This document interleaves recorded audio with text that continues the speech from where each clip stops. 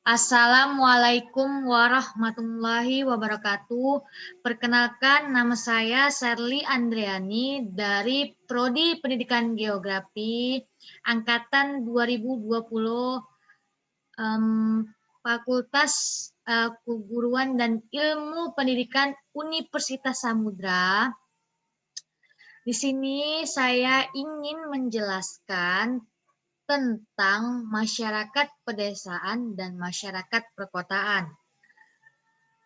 Perbedaan masyarakat pedesaan dan masyarakat perkotaan menurut Abu Ahmadi 1991-230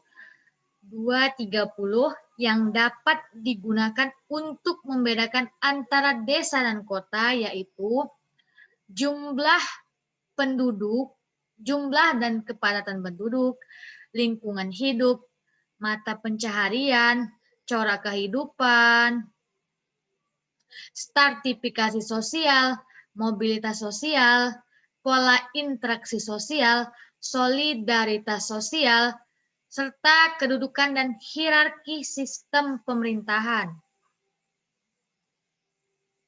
Hubungan antara desa dan kota terdapat hubungan erat bersifat ketergantungan dan saling membutuhkan antara masyarakat desa dan masyarakat kota. Kota tergantung dengan desa dalam pemenuhan bahan pangan, tenaga kerja kasar dalam bidang tertentu. Kota menghasilkan keperluan bagi orang desa seperti sandang, alat, dan obat-obatan untuk pertanian dan kesehatan. Kota juga menyediakan tenaga dalam bidang jasa yang tidak dapat dilakukan oleh orang desa, misalnya tenaga medis dan kesehatan, serta alat transportasi. Dan desa merupakan sumber tenaga kasar bagi jenis-jenis pekerjaan tertentu di kota, seperti buruh bangunan dalam proyek-proyek perumahan, atau pekerja kasar dalam proyek pembangunan atau perbaikan jalan.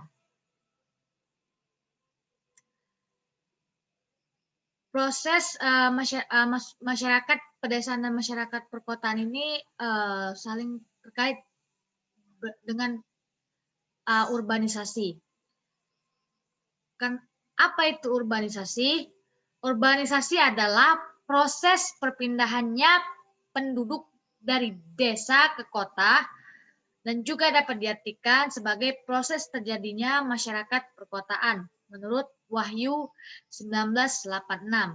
Proses tersebut ditandai dengan terjadinya arus perpindahan penduduk dari desa ke kota, bertambah besarnya jumlah tenaga kerja non-agraris di sektor industri atau sekunder dan tersier atau jasa, tumbuhnya pemukiman menjadi kota, meluasnya pengaruh kota di daerah pedesaan di bidang ekonomi, sosial, kebudayaan, dan psikologi.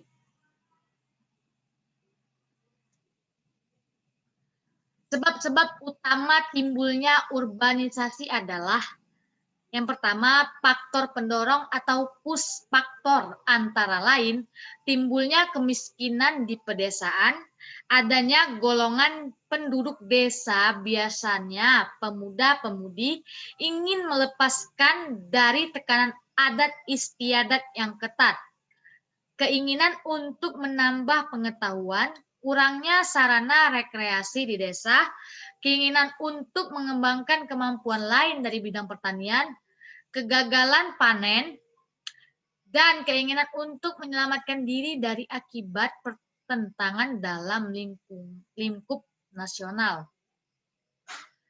Yang kedua, faktor-faktor penarik atau pull faktor munculnya urbanisasi antara lain, anggapan di kota lebih mudah mencari pekerjaan, keinginan untuk mengangkat posisi sosial, kota dianggap tempat untuk menghindari dari kontrol sosial yang ketat.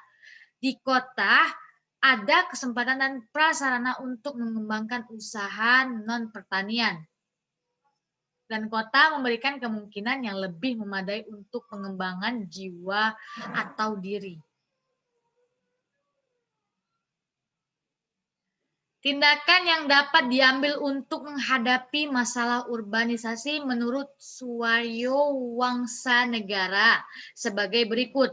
Lingkup lokal jangka pendek, pembersihan daerah perkampungan kumuh di tengah kota dengan memindahkan penduduk ke tempat yang lebih dipersiapkan.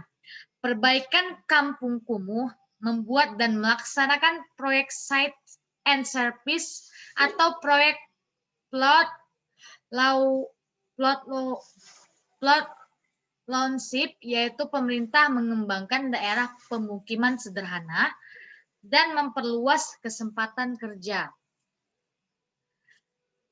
Tindakan yang dapat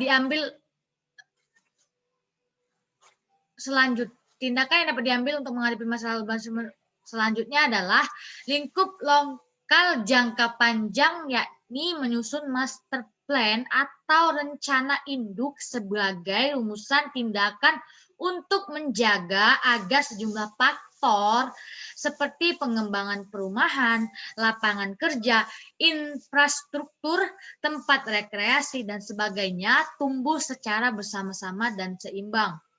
Lingkup nasional jangka pendek, pemerintah dapat mengatur masalah migrasi atau perpindahan penduduk dari desa ke kota dengan peraturan perundang-undangan. Lingkup nasional jangka panjang dalam pengembangan kota misalnya dapat direncanakan tindakan sebagai berikut. Pemencaran pembangunan dengan membangun kota-kota baru, pembangunan daerah dengan pusat perhatian pada pengembangan kota sedang dan kota kecil sebagai pusat pengembangan wilayah, mengendalikan industrialisasi di kota. Baiklah, sampai di sini saja penjelasan dari saya tentang masyarakat pedesaan dan masyarakat perkotaan. Mohon maaf jika ada kesalahan kata atau ucapan saya yang kurang berkenan. Saya sudahi dengan wabillahi taufiq wal hidayah. Wassalamualaikum warahmatullahi wabarakatuh.